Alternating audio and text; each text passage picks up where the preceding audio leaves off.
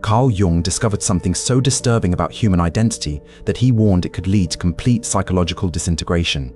In his clinical practice between 1913 and 1920, he documented cases of individuals who had become so consumed by their social masks that they could no longer access their authentic selves. Some suffered complete nervous breakdowns. Others lost the ability to feel genuine emotion.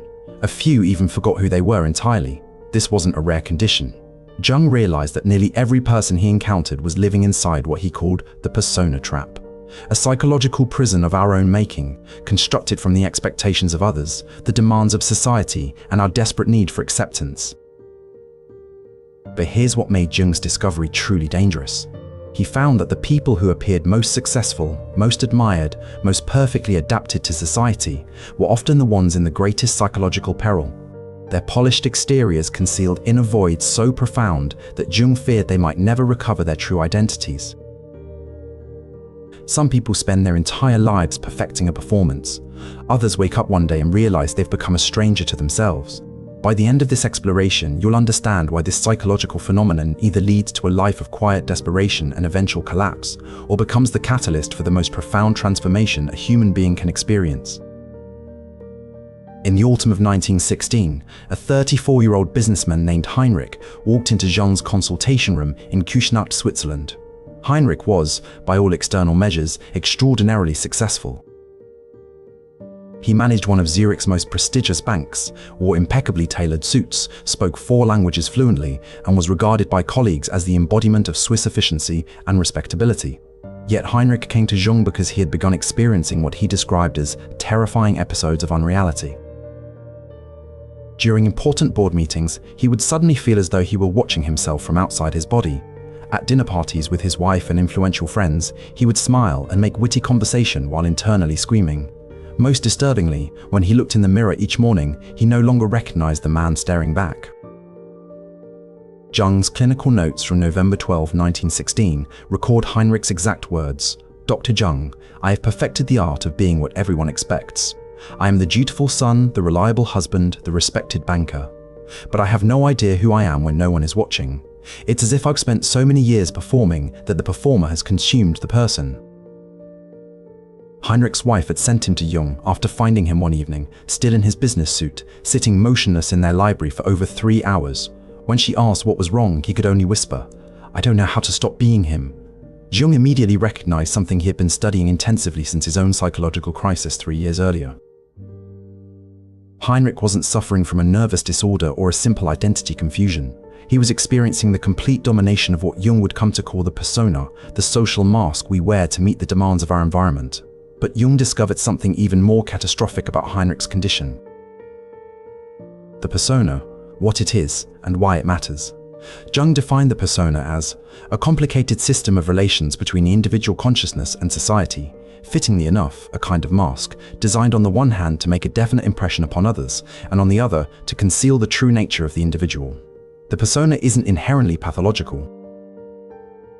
In fact, it's necessary. We all need social masks to function in different contexts. We present differently to our employers than to our children, differently to strangers than to intimate partners.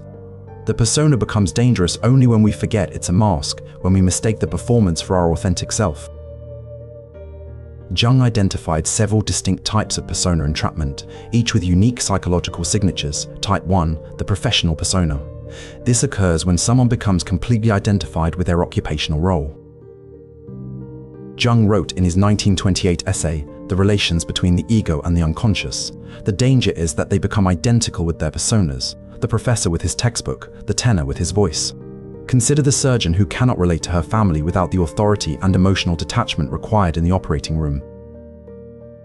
Or the CEO who treats his children like employees, managing their lives with quarterly performance reviews. The professional competence that serves them in one domain becomes a prison in all others.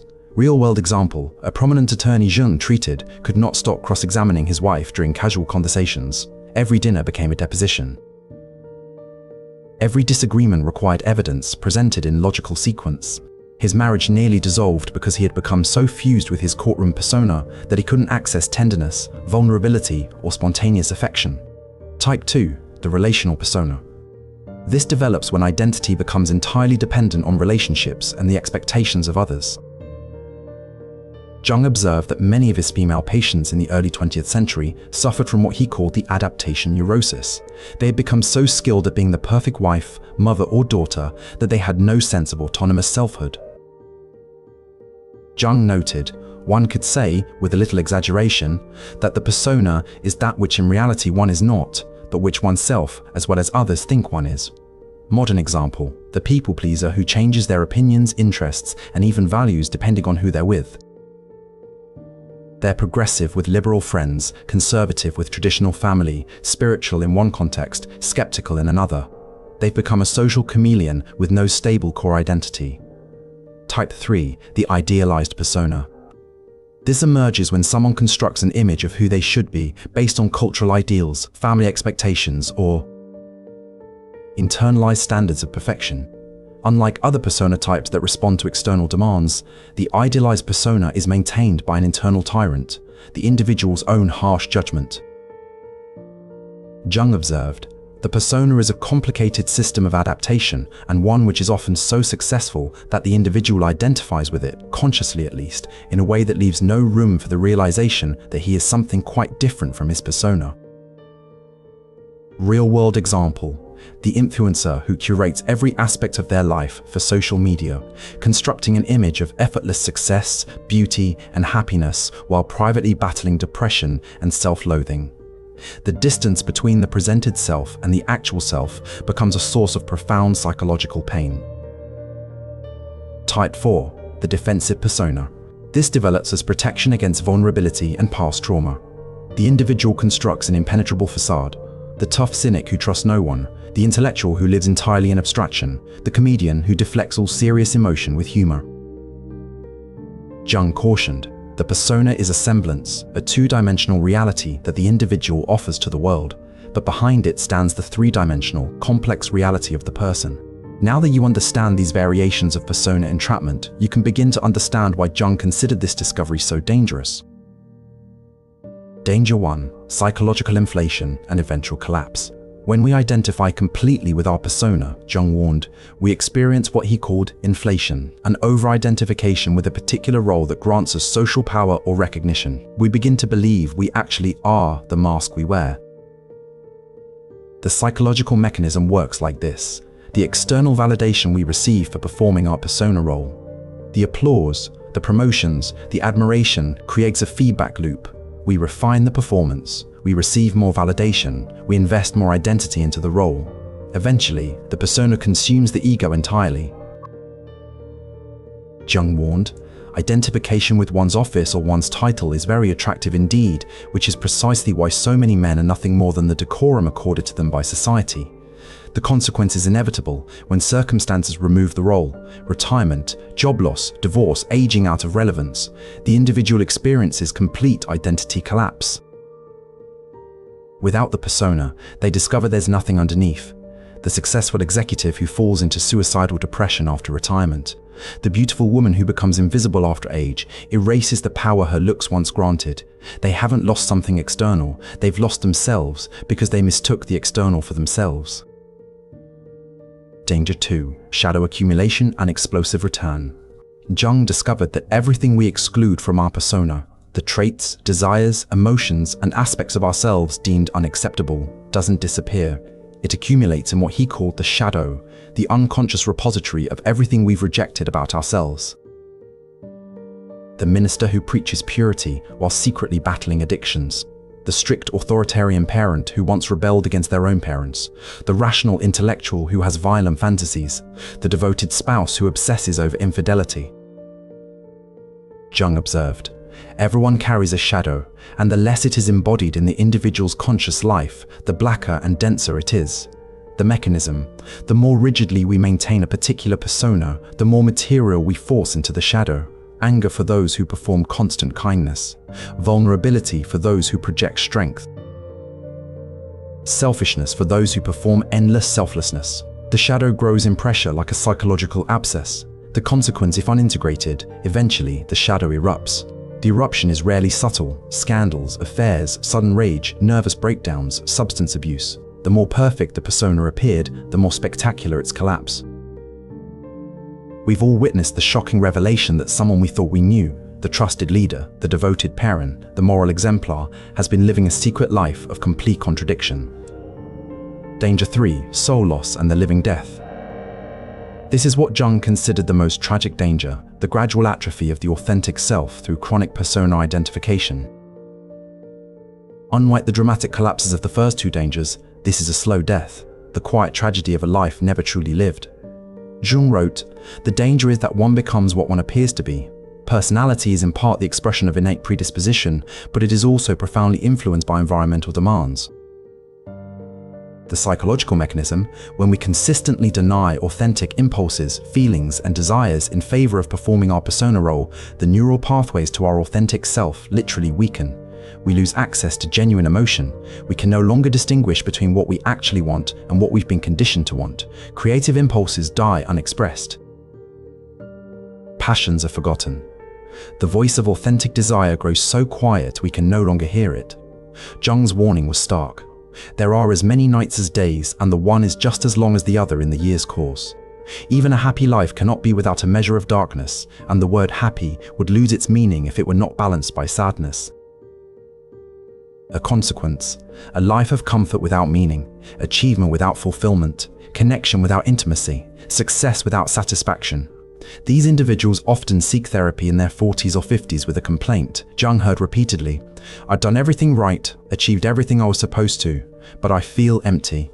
I feel nothing." They successfully performed a life without ever living one. Jung didn't just identify the problem. Through his own psychological crisis and decades of clinical work, he developed a process for what he called individuation, the integration of persona and authentic self into a coherent whole. Phase 1. Recognition and conscious distinction. The first phase requires developing what Jung called the observing ego, the ability to notice when you're performing your persona versus expressing your authentic self. Jung instructed, the first step in individuation is tragic insight, that is, the realization that what one has taken to be the whole of one's nature is only a fragment. The practice, begin paying attention to the subtle bodily sensations that accompany different modes of being. Notice when your language becomes formal or rehearsed. Notice when you're monitoring yourself for others' approval. Notice the exhaustion that follows extended persona performance versus the energy that accompanies authentic expression. Keep a journal asking, when today did I feel most like myself? When did I feel like I was performing? The answers reveal the gap between persona and self. The manifestation of integration, you begin to experience what Jung called de-identification, the liberating realization that I have a professional role, but I am not my professional role. I have social obligations, but I am not defined by them. You can engage the persona consciously when needed, then set it aside. Phase 2. Shadow recognition and reclamation. Jung insisted that integration required confronting everything we've exiled to maintain our persona. This is perhaps the most uncomfortable phase, requiring what he called moral courage. Jung wrote, "To confront a person with his shadow is to show him his own light." Once one has experienced a few times what it is like to stand judgingly between the opposites, one begins to understand what is meant by the self. The practice, identify the traits you most judge in others. Those are often your shadow projections. Notice what you vigorously deny about yourself. Pay attention to your dreams, which Jung considered the royal road to the unconscious, where shadow material appears symbolically. Ask yourself, what would I do if no one were watching? What do I desire that I've never allowed myself to acknowledge? What part of me did I abandon to become acceptable? Begin small experiments in expressing. Shadow material safely. The people pleaser practices saying no. The intellectual explores emotional expression. The tough cynic practices vulnerability. The manifestation of integration, you develop what Jung called psychological wholeness, the capacity to acknowledge the full spectrum of your humanity without judgment. You become more authentic because you're no longer managing an image. Paradoxically, you become more genuinely likable because people sense they're encountering a real person rather than a performance. Phase 3. Values clarification and authentic choice. With persona and shadow recognized, you can now engage the deeper work of clarifying what Jung called the self, the organizing center of the psyche that represents your unique potential and deepest values. Jung explained. The self is not only the center, but also the whole circumference which embraces both conscious and unconscious. It is the center of this totality, just as the ego is the center of consciousness. The practice. Strip away all external definitions of success, all inherited obligations, all conditioned desires, and ask, what is mine to do in this life? What calls to me from the depths regardless of external validation? This requires distinguishing between goals imposed by family, culture, or circumstance versus goals that emerge from your authentic nature. Jung noted that many people spend the first half of life building structures to meet external expectations, then the second half must dismantle those structures to discover what they actually value. The manifestation of integration, you make choices aligned with authentic values even when they contradict your persona. The successful lawyer who realizes she's actually called to teaching, the dutiful son who finally pursues his own dreams rather than his father's, the people pleaser who prioritizes authentic connection over universal approval. These aren't rebellious rejections of responsibility, they're mature integrations of outer obligation and inner truth. Phase 4, flexible engagement and conscious performance. The final phase isn't about destroying the persona, but about developing what Jung called conscious relationship with it. You learn to engage social masks deliberately and set them aside completely. Jung clarified, the persona is a complicated system of relations between individual consciousness and society. It is not something real, it is a compromise between the individual and society. The practice, notice, when persona performance serves genuine function versus when it's mere habit or fear. Practice transitioning consciously between contexts, putting on professional demeanor for work, then consciously releasing it when you get home. Create spaces where persona performance is completely unnecessary. Solitude in nature, time with trusted intimates who know your full self, creative expression for its own sake. The manifestation of integration, you experience what Jung called psychological freedom, the capacity to engage various roles and contexts without losing connection to your core self. You're professional when professionalism serves the situation, playful when play is appropriate, serious when depth is called for, but none of these modes dominates or defines you. You become fluid rather than fixed, responsive rather than reactive. Example 1. The cautionary tale of Howard Hughes. Howard Hughes spent his early life perfecting a persona of the brilliant, fearless innovator and Hollywood mogul. By his 30s, he was arguably the most famous man in America, aviation pioneer, film producer, romantic partner to the most beautiful women in Hollywood. But Hughes had constructed this persona defensively, compensating for deep childhood wounds around adequacy and control. As Jung would have predicted, maintaining such an inflated persona required increasingly rigid defenses. Hughes began avoiding anything that threatened the image. Germs that might reveal vulnerability to illness, people who might see weakness, situations he couldn't control completely. By his 50s, Hughes had become a complete prisoner of his own persona mechanisms. He lived in sealed hotel rooms, refused to see anyone, performed elaborate rituals to maintain the illusion of control while his empire crumbled. He had so thoroughly identified with the persona of the invincible genius that when cracks appeared, rather than integrate his human limitations, he retreated into complete isolation. He died essentially alone, his body so deteriorated that officials identified him through fingerprints. The perfect persona had consumed the person entirely. Example 2, the success story of Maya Angelou. Angelou spent her early childhood developing what she later called voluntary muteness, a complete persona of silence after experiencing severe trauma. For 5 years, she spoke to no one except her brother, performing the role of the quiet, damaged girl. But rather than remaining trapped in that protective persona, Angelou underwent what Jungian analysts would recognize as a profound individuation process. Through literature, art, and eventually therapy, she began integrating her shadow, the rage, the pain, the complexity she'd hidden behind silence. In her 20s and 30s, she explored multiple personas consciously: dancer, singer, activist, journalist, each time learning something about herself, but never becoming completely identified with any single role. She wrote, "There is no greater agony than bearing an untold story inside you." By her later years, Angelou had achieved remarkable psychological integration. She could be dignified and profane, serious and playful, intellectual and emotional, often in the same conversation. She had integrated the trauma that created her initial defensive persona, reclaimed the shadow material she'd suppressed, and discovered an authentic voice that resonated across cultures and generations. She became, in Jung's terms, an individuated person, someone who had reconciled the demands of society with the truth of the self. Jung's own journey, the descent that made the discovery possible. Jung's understanding of the persona didn't emerge from purely academic study. It came from his own catastrophic encounter with this phenomenon between 1913 and 1917, a period he called his confrontation with the unconscious. At age 38, Jung was at the height of professional success, Freud's chosen successor, president of the International Psychoanalytic Association, author of influential works. He had perfected the persona of the brilliant rational psychiatrist. But Jung began experiencing the same symptoms he would later recognize in patients like Heinrich: a profound sense of unreality, a feeling that his entire identity was constructed rather than authentic. In his autobiography, Memories, Dreams, Reflections, Jung described the crisis.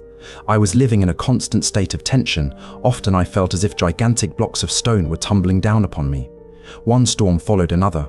Rather than defending against this crisis, Jung made a decision that seemed insane to his colleagues. He deliberately dismantled his persona. He resigned prestigious positions. He withdrew from his profession.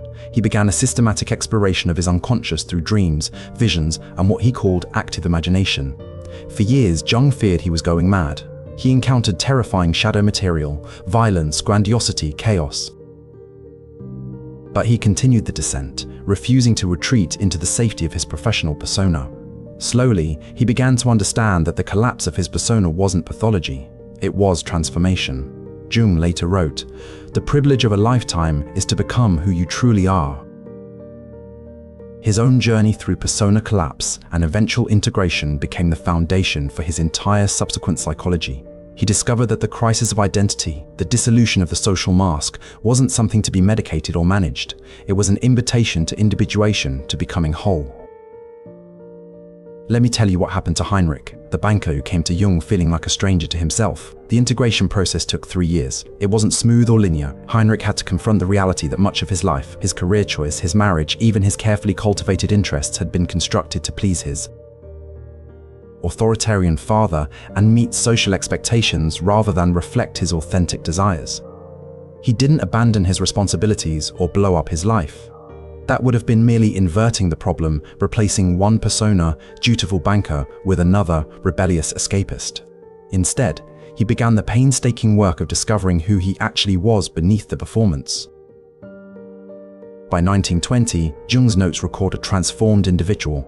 Heinrich had negotiated a part-time arrangement at the bank, freeing time to pursue his genuine passion for botanical research, something he'd abandoned as impractical decades earlier.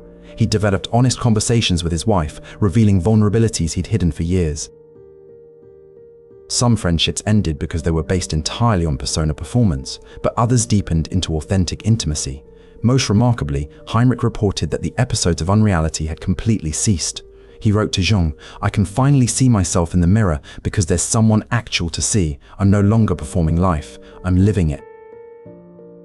Here's the powerful reframe Jung wants you to understand. Your persona isn't the enemy. Your social masks aren't pathological.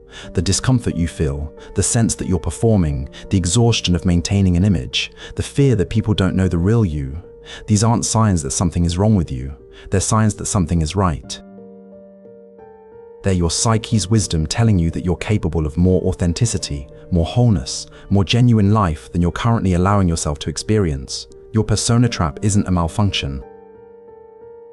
It's an invitation, a call from your deeper self to stop performing and start living, to stop managing perceptions and start expressing truth, to stop being what others expect and start becoming who you actually are. Jung spent the last decades of his life insisting on this point. The goal isn't to destroy your persona, it's to develop conscious relationship with it. To use your social masks skillfully when they serve genuine function, and to set them aside completely when you're in contexts that allow authentic presence. The question isn't whether you have a persona, everyone does. The question is, are you using your persona, or is your persona using you? Are you consciously choosing when and how to present yourself, or have you forgotten there's a self beneath the presentation? This is your moment. Right now, reading these words, you have a choice. You can dismiss this as interesting psychological theory and return to the comfortable prison of your perfected performance. Or you can accept Jung's invitation to individuation, to the difficult, disorienting, ultimately liberating journey of discovering who you actually are beneath who you've pretended to be. Start today. Notice when you're performing versus when you're present. Ask yourself one dangerous question: who would I be if I weren't trying to be anyone? The answer might terrify you. But Jung promises, and thousands of integrated individuals confirm, that on the other side of that terror lies something you've been searching for your entire life: the profound relief of finally coming home to yourself. Your authentic self is waiting. It's been waiting your entire life, patient and persistent beneath every mask,